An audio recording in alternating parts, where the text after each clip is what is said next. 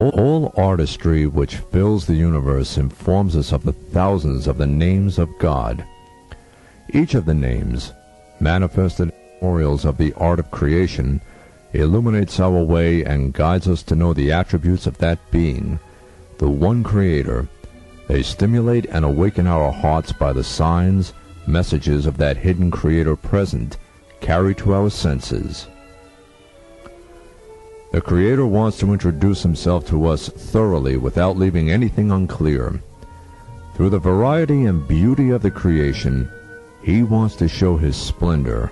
Through the magnificent order and harmony in the universe, He wants to show His will and might. And through the fact that He bestows everything upon us, including the secret wishes and desires of our hearts and minds, He wants to show His mercy, compassion, and grace. And He has many more names and attributes through which He wants to make Himself known. In other words, He places objects which He knows in His all-encompassing knowledge into this world in order to manifest His might and will. In this way, by passing all things through the prism of the intellect and understanding of conscious beings, He arouses wonder, admiration, and appreciation in the earthly and heavenly domains. We come now to the second question. Why did He not create the universe sooner rather than later? What do we mean by sooner? If one wishes to say sooner in the period of eternity before the creation of time, then the word sooner has no meaning. Any span of time, whether 100 billion or 1,000 billion years, has no meaning in relation to eternity. Time cannot be conceived within the span of eternity. Only God is eternal.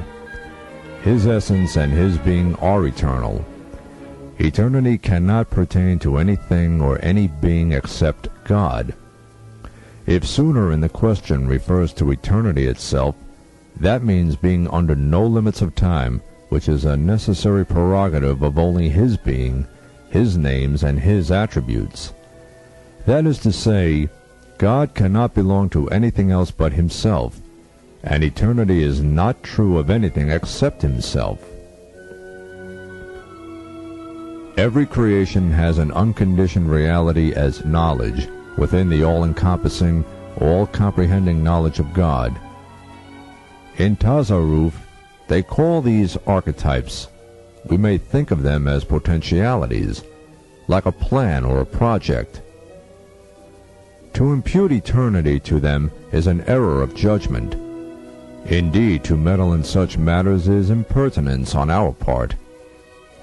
If we try to say anything with our limited criteria about the beings or souls which have become embodied in creation, and to expand on questions that are almost considered as part of the unseen or ghaib, it is, in a sense, a failure to realize that we are being impertinent.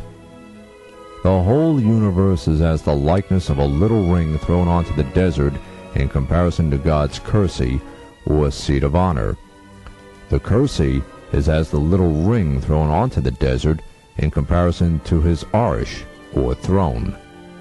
So how is it possible for one to know the owner of this mighty throne, to attempt to say anything about His nature and essence? There are many things which serve as a mirror to His being and His deeds. But God knew Himself before the existence of such things, before He created the universe, without feeling any need for anything. He knows Himself, His names, and His deeds. He sees His being and deeds in every realm, whether in the realms of His names or in the physical creation, from the least individual particles of an atom to the largest and most complex combination of them. He knows, and He makes Himself known to His conscious servants through the manifestation of His names. He knows Himself in a different way, in all realms as a result of His eternal knowledge. But nothing to do with Him or about Him changes, for among His attributes are those described as the negative attributes, such as that He never eats or drinks, and never has any constraints of time on him.